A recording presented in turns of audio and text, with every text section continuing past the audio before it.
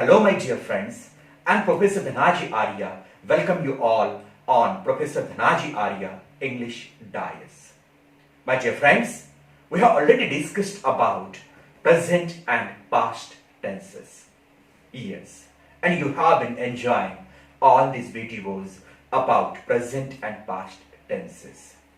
Those who have joined just now on YouTube channel, you people can check all the links in the description box, my dear friends. And yes, from today onwards, we are going to begin to discuss about future tenses. Means how to talk about future time, how to talk about future actions, or how to talk about that the actions which we decide to do at the moment of speaking. At the moment of speaking, we decide to do some actions. आत्ता बोलत असताना काही क्रिया आपण करण्याचं ठरवतो. That to त्या future मध्ये आपल्याला करायच्या असतात. ज्या क्रिया फ्युचर मध्ये होतील, नंतर होतील. Now this is the centre point. आणि नाऊच्या नंतर ज्या कोणत्या क्रिया होतील म्हणजेच what are the time words for that? Tomorrow, day after tomorrow, next year, next month, next time, next week, after some time. All these are the time words we use to express future time. And whenever we speak about such a future time, we use specific structure in the language. And what's that? That is shall or will. Let me repeat. Shall or will plus verbs first form. Shall or will plus verbs first form. This structure is used in simple future tense. Yes, my dear friends, today we are going to speak about simple future tense. Let's begin. What exactly the structure? Shall oblique will plus verbs first form. Let me repeat. Verbs first form, you know. And now, there are two helping verbs. Number one, that is a shall, and other, that is a will. Now, where to use it? Mostly, that shall is used after first person singular number or plural number subject, means I and we. We use shall after them. And when we talk about second person singular and plural, and third person singular and plural, after such subjects we use will there. And now, whenever we want to talk about little more certainty, or when we are going to discuss about the determination, there we use will after I and we. Let me repeat. Whenever we want to talk about the determination, there we use that will after I and we.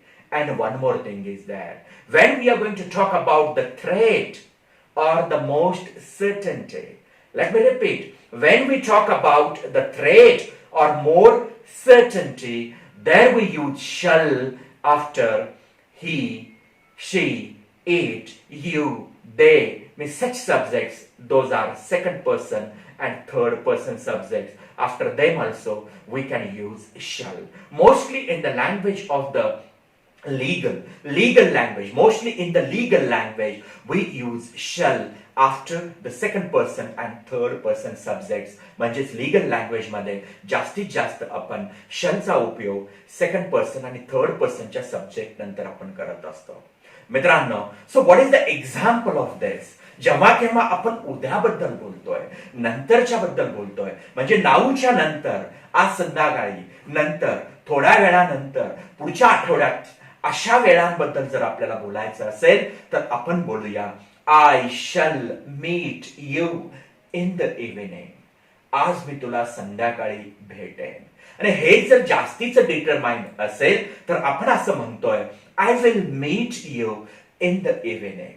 But one thing just we have to remember, there are the two types of that English we speak in our nation. That is British and that is American. And according to the British grammar, we use shall after I, we, and that the will after that the second person and the third person subject. But according to the American English, mostly will is used in front of all the subject, including that is I and that we too. Remember, according to American English, most of the time we use will, and nowadays mostly we have been using will in front of each and every subject to speak, And now, when we take the example over here, I shall meet you in the evening, किंवा I will meet you in the evening, मी तुला संध्याकाळी भेटेन. How we are going to make the negative of this? Negative करत असताना shall not आणि will not चा आपण उपयोग करतोय. For example, he will not come to college tomorrow. I shall not come to college tomorrow. मी उद्या कॉलेजला येणार नाही किंवा तो उद्या कॉलेजला येणार नाही. Shall not आणि will not. One more thing.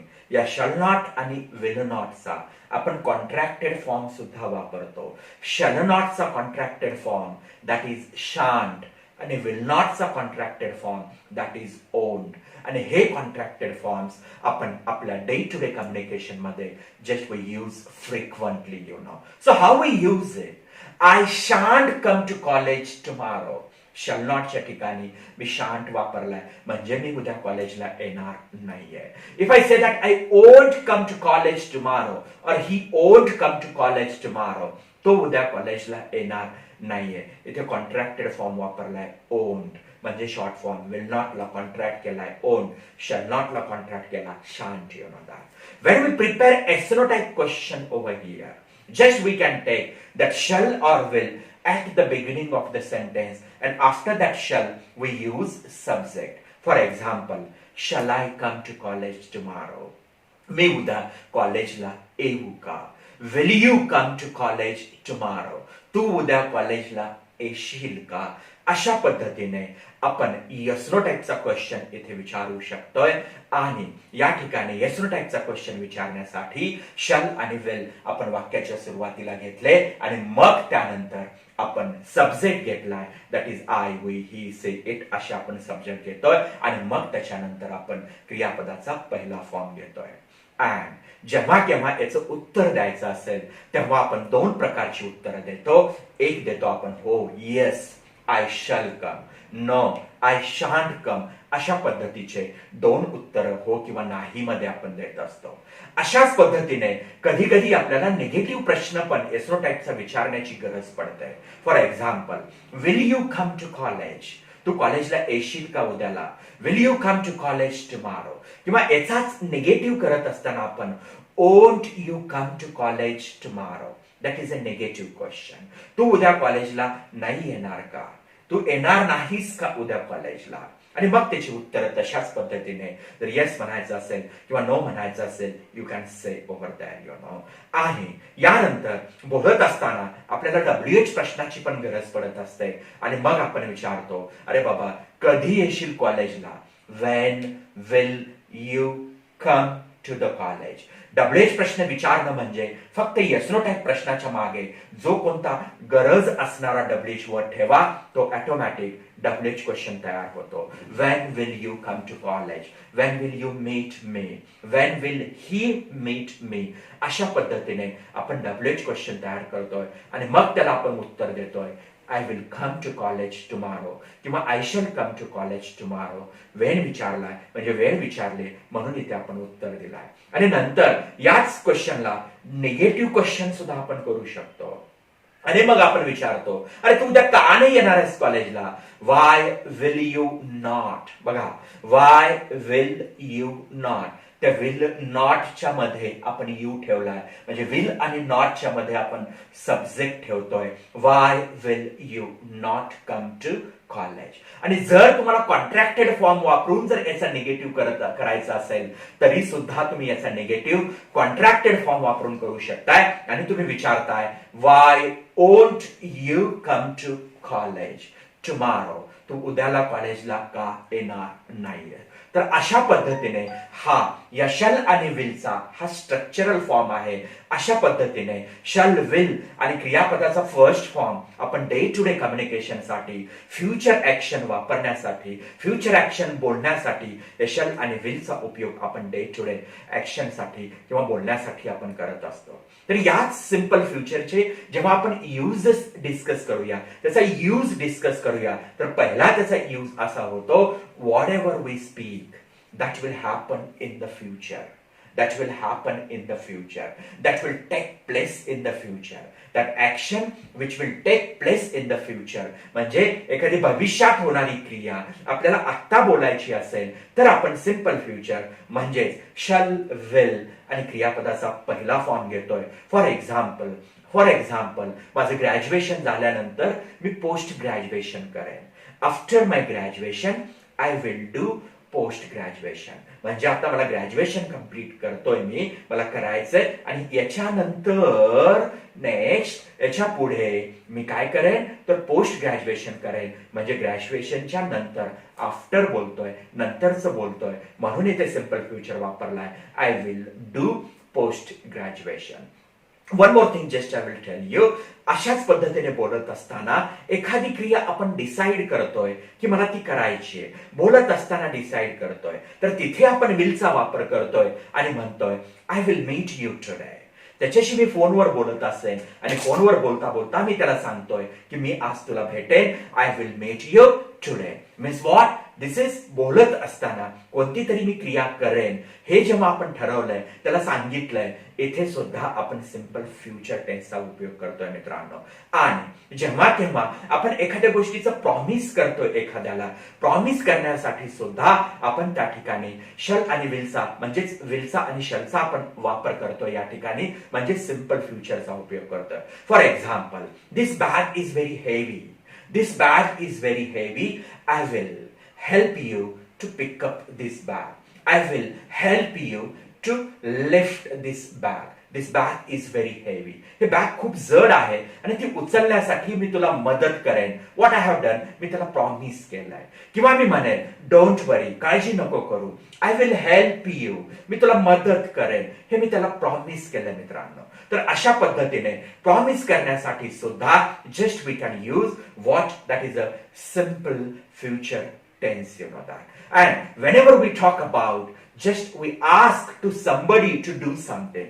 कोणाला जर आपण काही करायला जर आपण सांगत असू, विचारत असू करशील का, असं करायला जर आपण काही सांगत असू, when we ask to somebody to do something, काहीतरी करायला आपण सांगतोय, तिथे सुद्धा आपण सिंपल फ्युचर टेन्सचा उपयोग करतोय आणि म्हणतोय will you please do that for me, will you please give me 1,000 rupees. म्हणजेच आपल्यासाठी त्याला काहीतरी आपण करायला लावतोय, रिक्वेस्ट करतोय, तर अशा सिच्युएशन मध्ये सुद्धा आपण सिंपल फ्युचरचा उपयोग करतोय. म्हणजेच या ठिकाणी प्रश्न विचारलाय आणि दॅट टू पोलाइट प्रश्न केलाय प्लीजचा वापर करून, म्हणजेच ती आपण या ठिकाणी रिक्वेस्ट केली आहे. तर अशाच पद्धतीने मित्रांनो एक गोष्ट आपल्याला या ठिकाणी लक्षात ठेवावी लागेल, ती म्हणजे कोणती, जी कोणती क्रिया भविष्यात होणार आहे, ती 9च्या नंतर होणार आहे, किंवा बोलत असताना आपण डिसाईड करतोय, किंवा कोणाला तरी आपण सांगतोय आपल्यासाठी ते करशील का, किंवा कोणाला तरी तुम्ही प्रॉमिस करताय, किंवा कोणाला तरी तुम्ही ऍग्री होताय. Right? Will you return my money tomorrow? Yes, I will return your money. अशा पद्धतीने तुम्ही ऍग्री होताय, म्हणजे तो जो काही तुम्हाला सांगतोय त्याला जेव्हा तुम्ही हे समर्थन देताय, ऍग्री होताय, तेव्हा सुद्धा या ठिकाणी सिंपल फ्युचर टेन्सचा वापर करावा लागतो, म्हणजेच शल, विल आणि क्रियापदाचा फर्स्ट फॉर्म. अशा पद्धतीने जेव्हा जेव्हा तुम्हाला फ्युचर टाइमच्या बाबतीमध्ये बोलायचंय, किंवा फ्युचरमध्ये होणारी ऍक्शनचा रेफरन्स तुम्हाला द्यायचा आहे, किंवा बोलत असताना तुम्ही काहीतरी ठरवताय, अशा सिच्युएशन मध्ये आपण सिंपल फ्युचर टेन्सचा उपयोग करत असतो. I am sure my dear friends, you people might have understood and you might have sorted out whatever the confusion is there in your mind about simple future tense. Thank you, my dear friend.